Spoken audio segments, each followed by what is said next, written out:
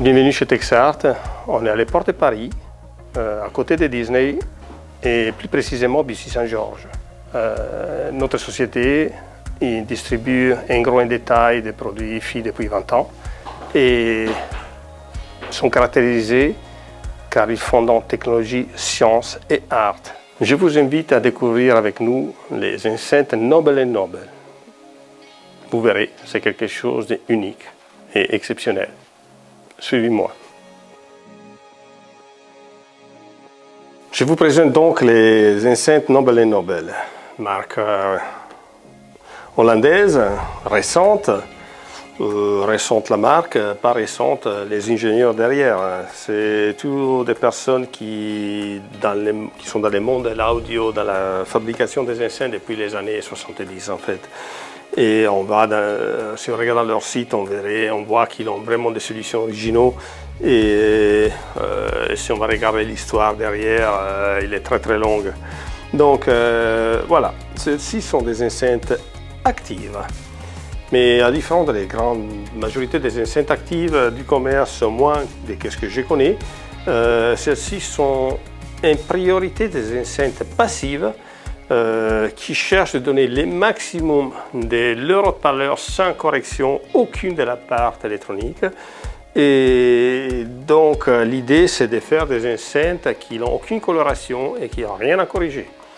Ceci parle de la qualité des haut-parleurs bien sûr et aussi de la fabrication, que c'est très curieuse de cette enceinte.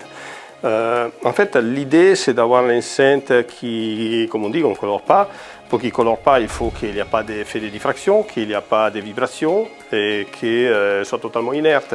Donc l'effet d'éviter les diffractions, c'est la raison de la coupure comme ça sur le 7-face speaker, il appelle, parce que bon, il a 7 facettes. Et l'effet d'avoir effectivement des raccords qui sont de différentes longueurs permettent de distribuer les effets de diffraction sur plusieurs fréquences, donc annuler pratiquement les effets qu'on peut entendre de la diffraction elle-même. Après, l'idée pour les rendre totalement inertes et donc qui ne vibrent pas, ce n'est pas de rajouter du poids, du plomb, du renfort ou des choses particulières, mais au contraire, l'enceinte est totalement vide. Et le point de force, c'est qu'effectivement, les tweeters sont indépendants des graves et les graves sont indépendants de la caisse. Et tout est indépendant de la caisse. Donc, comme il arrive à faire ça, c'est simple, une fois qu'on connaît, mais effectivement, ce n'est pas banal. Voilà, sur la maquette, on les peut voir un peu mieux. L'idée, c'est de monter les tweeters sur un morceau de l'enceinte qui est indépendant des autres. Donc, les tweeters sont montés sur la face avant, à travers de cette trompette, ce pavillon Endelring, qui est plutôt épais, avec une certaine masse. Elle est totalement désolidarisée de l'enceinte. Effectivement, la partie des ventes, il bouge un peu, il est totalement retenu. On le voit mieux dans la maquette ici.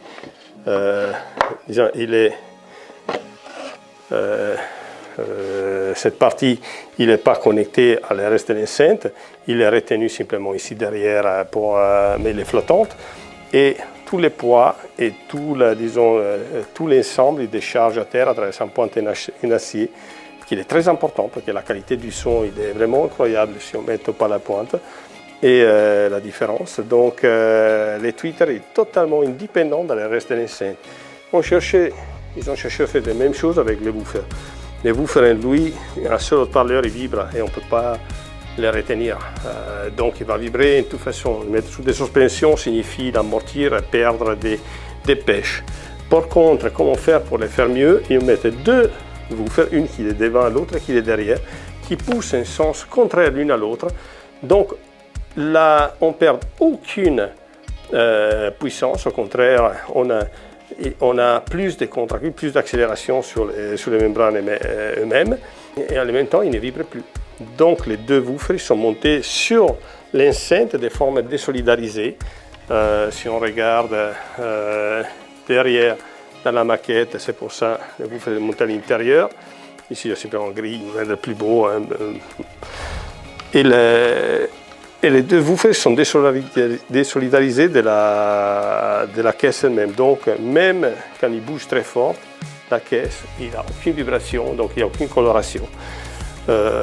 En plus, vu que la taille des woofers c'est pas énorme, par contre ils permettent d'y aller, ils descendent relativement fort. LED vient d'un système assez compliqué mais en même temps très original et très performant de la colonne. Donc on sait parfaitement que les lignes de transmission sont celles qui ont moins de distorsion, qui permettent d'aller plus bas. Donc dans ces enceintes, on a deux lignes de transmission qu'on peut voir à l'intérieur, plus un volume forcément des deux woofers.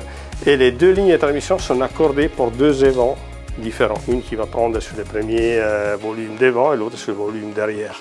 Donc dans les cas plus concrets de l'enceinte, ça est un peu plus facile. On le voit, ils ont fait une évent aussi dans les formes arrondies, mais c'est concentrique. En fait, il y a un tube plus large et un petit plus petit qui est à l'intérieur qui va chercher dans la ligne de transmission antérieure. En bas, on voit la connectique, voilà. Et on voit aussi les tubes là intérieurs. La connectique permet d'entrer avec 4 sources numériques et un source analogique et de connecter sa sœur, l'enceinte qui va juste à côté, donc pour le stéréo. Imaginez cette enceinte à côté de votre meuble bas, où il a la grosse télévision, et avec des enceintes comme celle-ci, faciles, pas très volumineuses, avoir un son qui est vraiment exceptionnel. Et ce son exceptionnel, comme je vous dis, je pense qu'avec des bases des enceintes, ils ont une qualité exceptionnelle. L'amplification derrière, il est plus que bonne et très puissante aussi. Et si on veut, à la fin, on peut aussi demander à les ingénieurs concepteurs de l'enceinte de venir chez vous pour une calibration personnalisée, customisée chez vous, pour corriger éventuels problèmes d'acoustique de la pièce. Parce que quand même, c'est l'électronique, il est au-delà d'être de qualité, mais aussi programmable pour corriger. Voilà, donc l'option il est payante, c'est pas extrêmement cher, vaut la peine peut-être la faire. Chez nous, je vous dis la vérité, on ne l'a pas fait. Ici, il fonctionne en version naturelle, comme ils sont nés, et on n'a pas l'impression qu'on devait faire des corrections. Après, on peut se tromper parce que chaque fois qu'on fait des corrections, les choses vont mieux. Mais déjà comme ça, ils performent mieux de tous les enceintes avec les relatives électroniques pour les faire fonctionner qu'on peut avoir pour cet ordre de prix. Venez les écouter chez nous, ils sont ici. Peut-être vous les trouverez bientôt aussi chez nos magasins partenaires. Et ben voilà. À bientôt à Bussy Saint-Georges. Merci.